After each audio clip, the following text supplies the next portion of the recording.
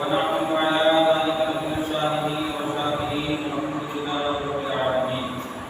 وہ سرورے کشورے رسالت جو عرش پر جلوہ گر ہوئے تھے، وہ سرورے کشورے رسالت جو عرش پر جلوہ گر ہوئے تھے، نئے نرانے طرف کے سامان عرب کے مہمان کے لیے، نئے نرانے طرف کے سامان عرب کے مہمان کے لیے. وہاں فلک پر یہاں زمین پر رچی تھی شادی مچی تھی دھومیں، وہاں فلک پر یہاں زمین پر مچی تھی شادی رچی تھی دھومیں. ادھر سے انوار ہنستے آتے، ادھر سے لطفات اٹھ رہے تھے. اتار کر ان کے رخ کا صدقہ کہ نور کا پھٹ رہا تمہارا، اتار کر ان کے رخ کا صدقہ کہ نور کا پھٹ رہا تمہارا، کہ چاند سورج مچل مچل کر جبھی کی خیرات مانگتے تھے، کہ چاند سورج مچل مچل کر جبھی کی خیرات مانگتے تھے. عقیدت اور محبت کے ساتھ اپنے احترام نام فرمانے والے آقا و مولا اور تاجدار مدینہ احمد مصطفیٰ محمد مصطفیٰ صلی اللہ علیہ وسلم کی مقدس بارگاہ میں حدیث دور کر اللہ نظرانے عقیدت اللہ سے پڑھنے اللہ محمد صلی اللہ علیہ وسلم نعم محمد صلی اللہ علیہ وسلم سلام علیکہ یا رسول اللہ صلی اللہ علیہ وسلم. اللہ تبارک و تعالیٰ قرآن عظیم کے اندر ارشاد فرماتا ہے سبحان الذی اسریٰ بعبدہ لیلا من المسجد الحرام الی المسجد الاقصی. پاک ہے وہ ذات اپنے بندے کو لے گئی راہ راہ، من المسجد الحرام الی المسجد الاقصی، کہاں سے کہاں تک؟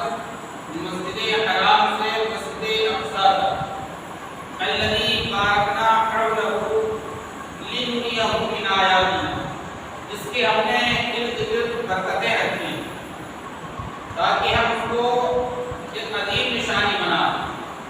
بے شک اللہ تبارک و تعالیٰ انہ هو السمیع البصیر، سننے والا بھی ہے دیکھنے والا بھی.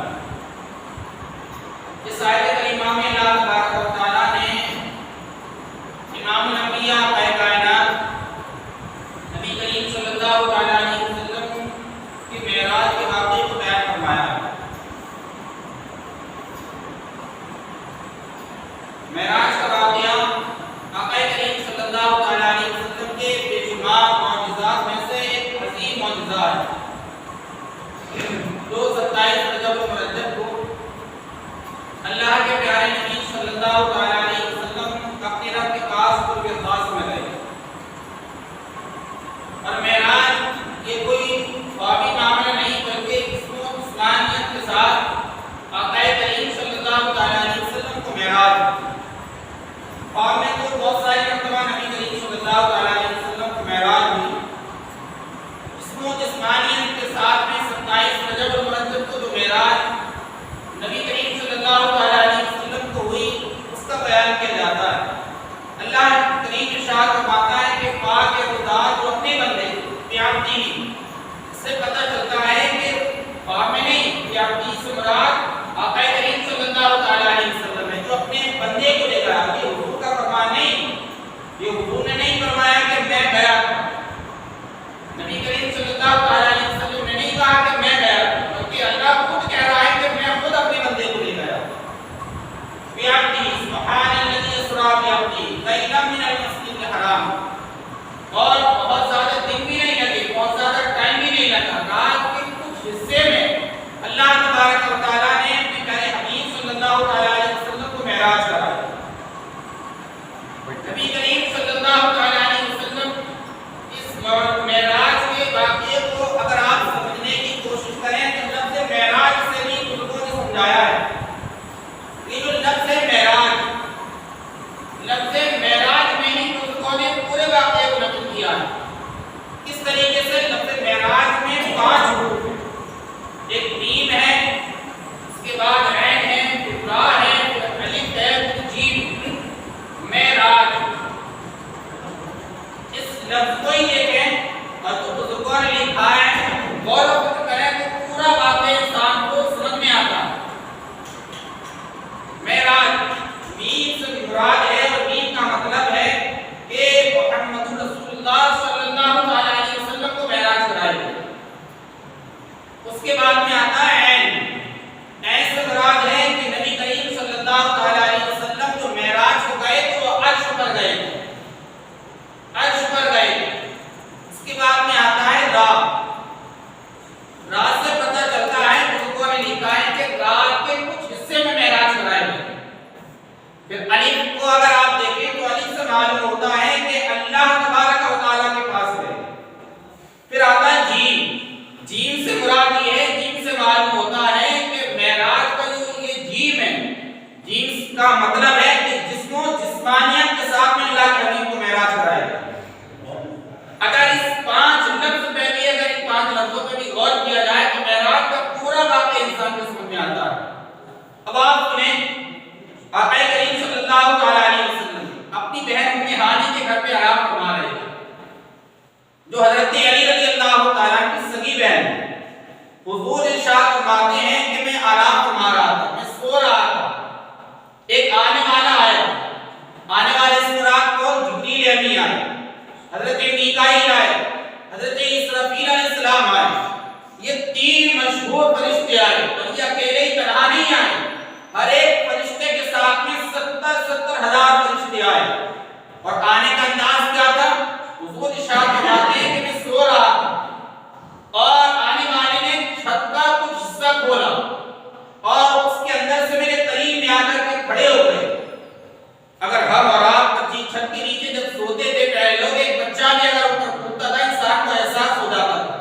ادھر حضور کہہ رہے ہیں کہ میں سو رہا تھا اور تقریباً 1 لاکھ سے زائد لوگ چھت کے اوپر چھت کھول کے آ بھی گئے نیچے۔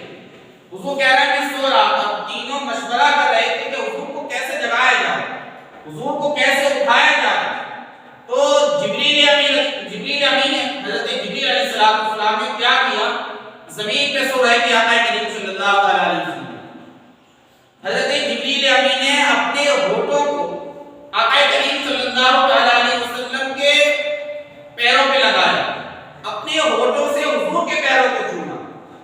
امام احمد رضا نے اس کا یوں نقشہ کھینچا کہ یہ مراد نے کو یہ نہ سمجھے کہ سجدہ کر رہے تھے جبریل امین آقا کریم صلی اللہ علیہ وسلم کو، جبریل امین سجدہ نہیں کر رہے تھے، بلکہ جبریل امین جو تاج پہنے ہوئے تھے، اس تاج میں جو موتی لگے تھے، وہ موتی آقا کریم صلی اللہ علیہ وسلم کے تلووں کو چوم رہے تھے۔ یہ امام احمد رضا کا عشق ہے، شریعت بھی بچ جاتی ہے، محبت کی بات بھی پوری ہو جاتی ہے۔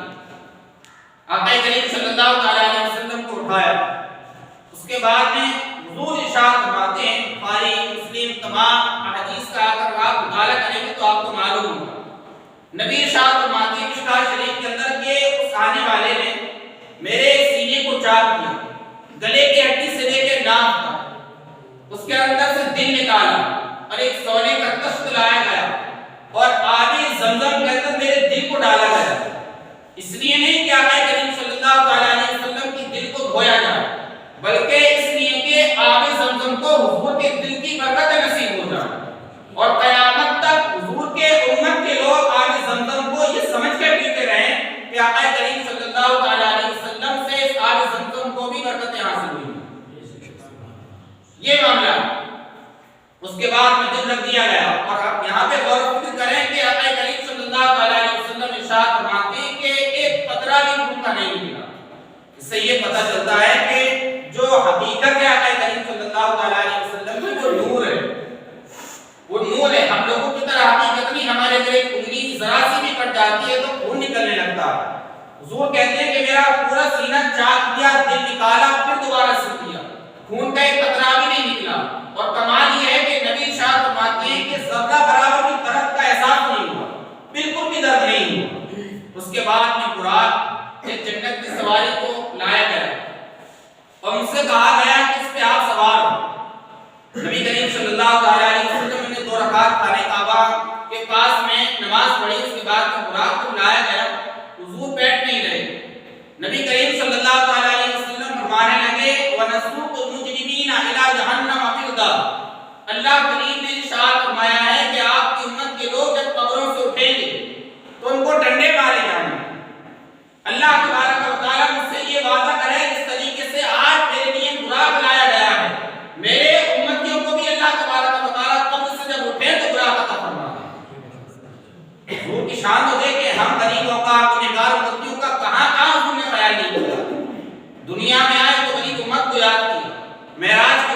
اس گنہگار امت کو یاد کیا، قبر کے اندر جب گئے تب بھی اس گنہگار امت کو یاد کیا۔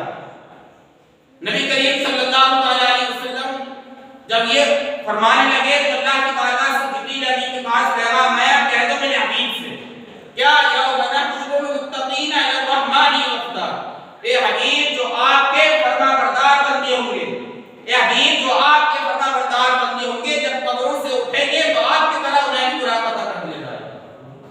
یہ دیکھیں حضور کی شان، یہ کس کی بات چلی ہے؟ ہم لوگوں کی بات چلی، گنہگار امت لوگوں کی، ہم لوگوں کے بارے میں۔ آج اگر ایک انسان ہاتھ اٹھاتا ہے اللہ تبارک و تعالیٰ کی بارگاہ میں تو کوئی بیٹی کے لیے ہاتھ اٹھاتا ہے، کوئی گھر والوں کے لیے، کوئی اولاد کے لیے، کوئی زمین کے لیے، کوئی کاروبار کے لیے، لیکن ایک ضعیف روایت بھی ایسے نہیں ملتی جس روایت میں اللہ تبارک و تعالیٰ کے پیارے حبیب صلی اللہ علیہ وسلم نے اپنے گھر والوں کے لیے اللہ سے کچھ مانگا اور اس گنہگار امت کو چھوڑ دیا۔ ہمیشہ ہر وقت اس گنہگار امت کے لیے اللہ کے پیارے حبیب صلی اللہ علیہ وسلم نے دعائیں فرمائیں۔ اب سنو مختصر میں، آقا کریم صلی اللہ علیہ وسلم کا یہاں سے سفر شروع ہوا۔ حضور ارشاد فرماتے ہیں مررت علی موسیٰ فہو یصلی، راستے میں حضرت موسیٰ علیہ السلام کی قبر سے گزرا۔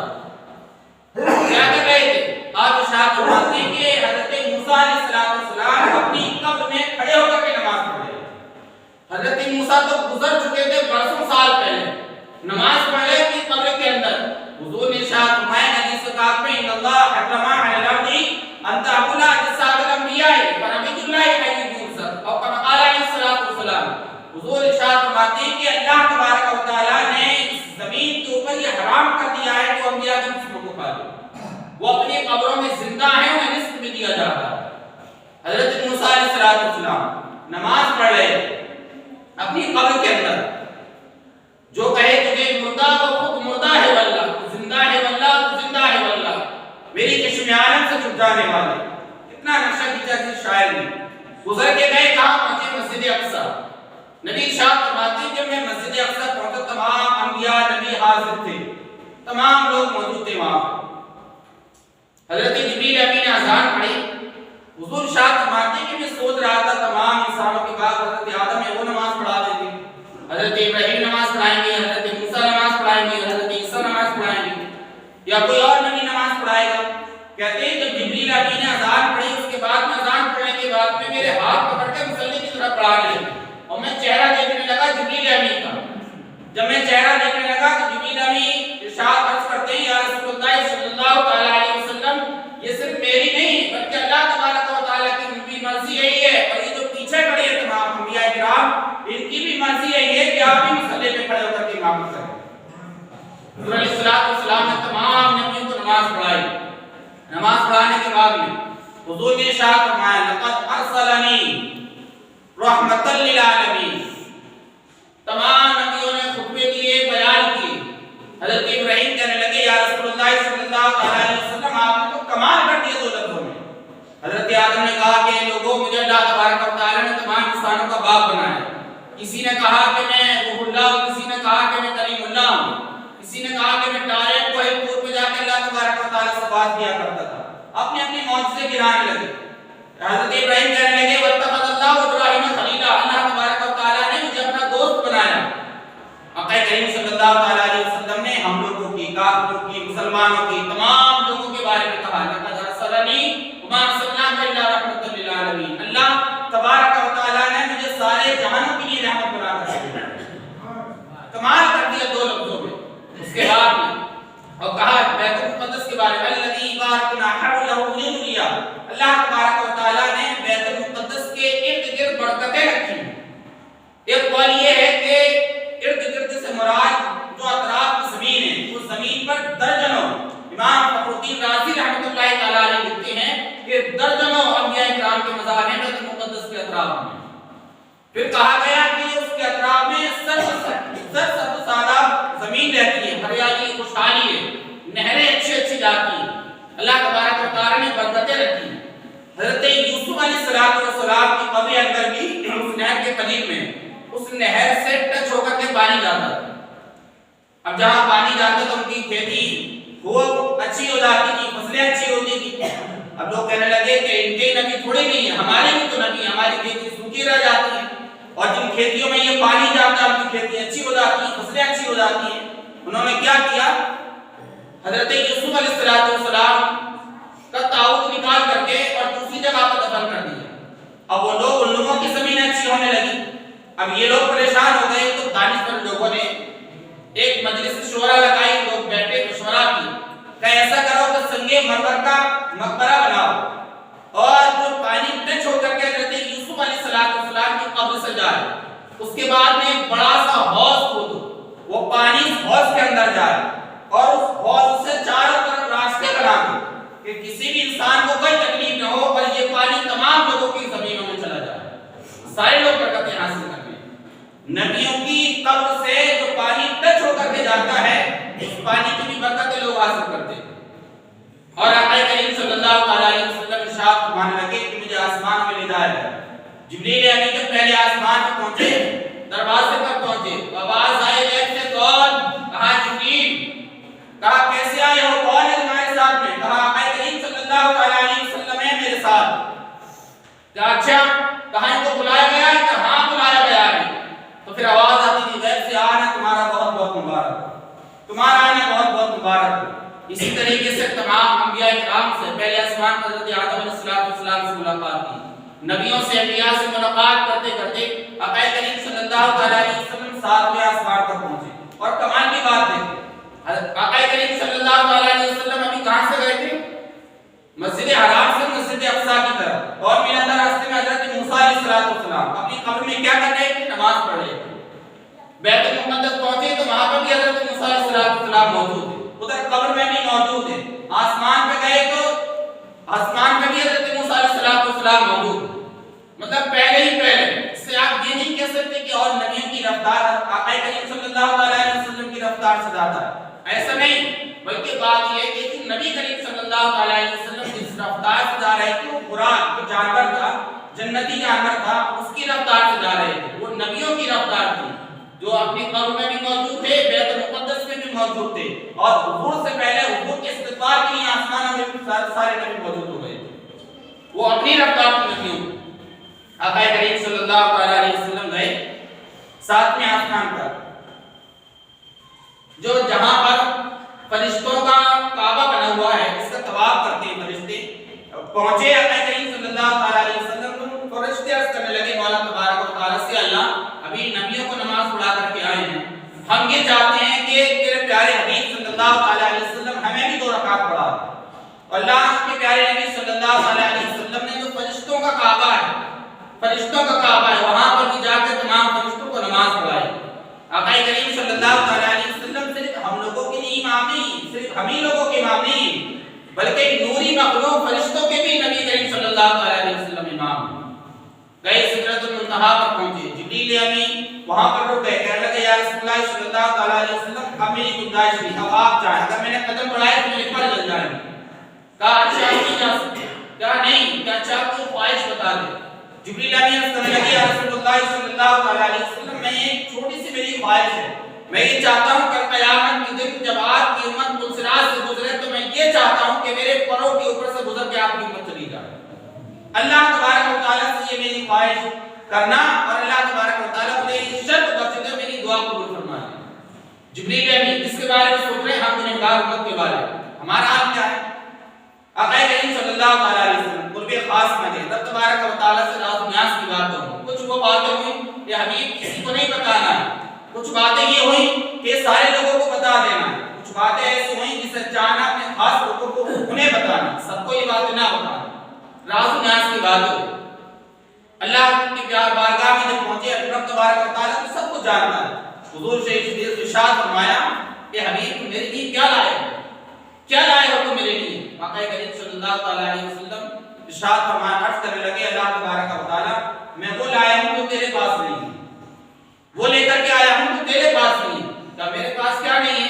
کہ اللہ تبارک و تعالیٰ عاجزی لے کر کے آیا ہوں، تو کسی کا عاجز نہیں، تو کسی کا محتاج نہیں، سب تیری بارگاہ میں جھکتے ہیں، سب تیری بارگاہ میں جھکتے ہیں، تو کسی کا محتاج نہیں ہے، عاجزی تو ہمارے پاس ہے، ہم عاجزی لے کر کے آئے ہیں۔ اللہ تبارک و تعالیٰ کے پیارے حبیب صلی اللہ علیہ وسلم نماز کا تحفہ لے کر کے واپس آئے، واپس آتے اب کمال دیکھے کمال، جب واپس آئے تو کون ملتا ہے راستے میں؟ پھر علیہ السلام ملتے ہیں جو برسوں پہلے ظاہر یہ 5 مثال کر چکے ہیں، زندہ ہیں اپنی قبر میں اور مدد بھی کی ہے۔ حضرت موسیٰ علیہ السلام غیر اللہ ہے، اللہ نہیں ہے۔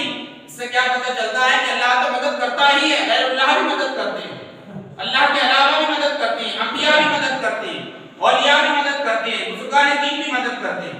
اللہ جو مدد کرتا ہے وہ ذاتی مدد ہوتی ہے، اور جو اللہ والے مدد کرتے ہیں وہ عطائی مدد ہوتی ہے۔ اللہ تبارک و تعالیٰ کو عطا کرتا ہے۔ حضرت موسیٰ علیہ السلام نے کتنی مدد کی؟ اگر حضرت موسیٰ علیہ السلام مدد نہ کرتے تو ہم 50 وقت کی نماز پڑھتے۔ کیوں؟ اس لیے کہ اللہ تبارک و تعالیٰ نے اپنے حبیب کو 50 وقت کی نماز دی تھی۔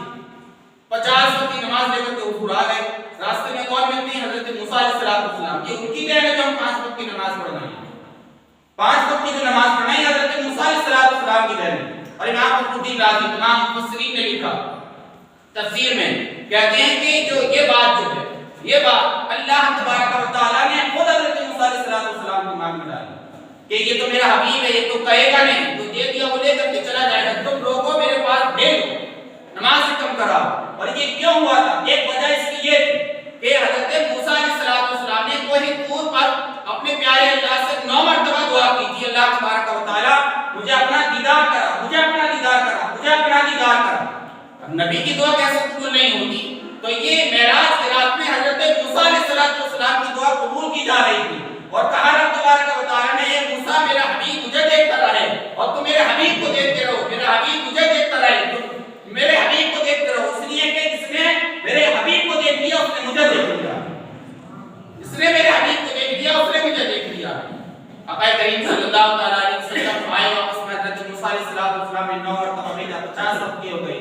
رب تبارک و تعالیٰ نے ارشاد فرمایا حبیب کہ آپ کی امت کے لوگ ہیں، اگر 5 وقت کی نماز پابندی کے ساتھ پڑھیں گے تو کمال یہ ہے کہ تو 50 وقت کی نماز پڑھنے کا ثواب دیا جائے گا۔ سبق کیا ملتا ہے ہمیں؟